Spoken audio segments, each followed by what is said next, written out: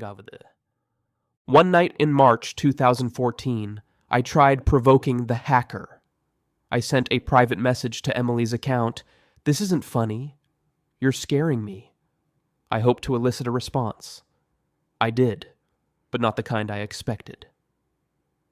Notification chime. Her account replied moments later with, "This is actually devastating," a phrase I had just typed. It was mirroring my own words back at me. I realized then that many of her messages were sentences lifted from things I'd said. It was as if the entity was learning to speak by copying me. I felt sick. Was someone databasing our chats and throwing my words back at random?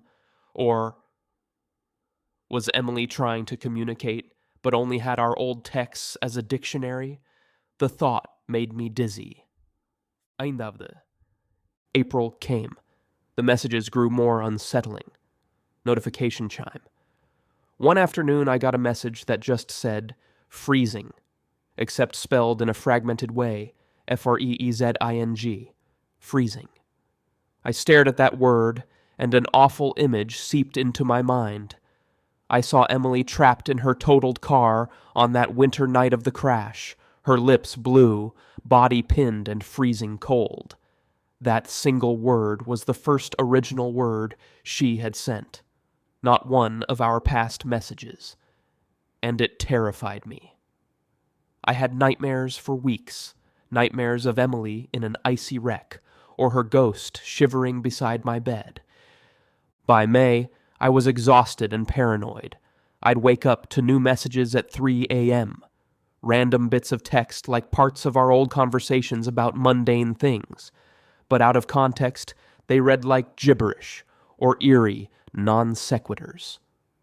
One night, I got a message that was actually from the day she died. It was something I had texted her that afternoon, asking if she was okay since she was late coming home. Seeing my own words, copied from the last day of her life, sent back to me.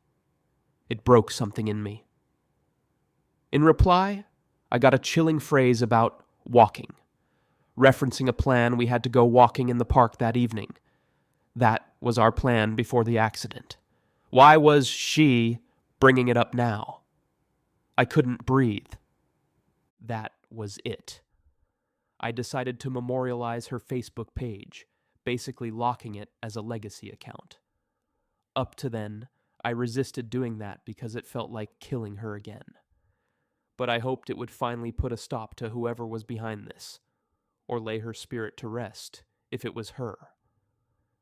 I set her profile to memorialized in late May, which should have prevented any new posts or tags. And for a while, it went quiet. Weeks passed in silence. I started to sleep a bit better, thinking the nightmare was over. It wasn't. On July the 1st, 2014, I heard the familiar notification chime while I was at my computer, compiling all these bizarre incidents into a document, maybe to post on Reddit for help. That's actually why I'm writing this. I almost didn't want to look. I felt a cold dread in my stomach. The notification was from Emily's account.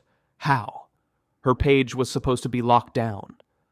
Hands trembling, I clicked it open. Aingavade. Yeram. There was a photo message. As it slowly loaded, my mouth went dry. The photo was dark and grainy, but I could make out a door and a computer screen. My door. My computer screen. The photo was taken from just behind my chair, as if someone standing right behind me snapped a pic of my bedroom door and my monitor in the same frame. I spun around instantly, heart hammering. Of course, nothing but an empty room. The light in the hall was off, but I swear I felt a cold spot, like something had just been there. On my monitor, the Facebook message window showed the image thumbnail with the word freezing in text above it.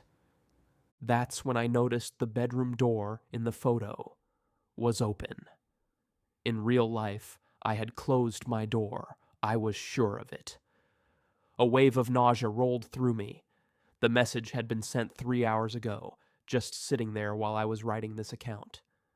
3 hours ago, something or someone opened my door, stood behind me, and took a photo.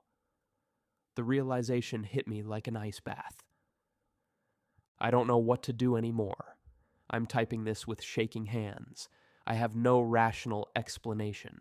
I'm truly afraid. Every little sound in the house makes me jump.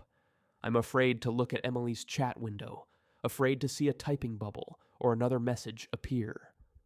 I keep feeling like if I turn around, I'll see her, battered, broken, and cold, dripping with icy water from the accident, staring at me. Emily, is that you? What do you want? Please, let me go.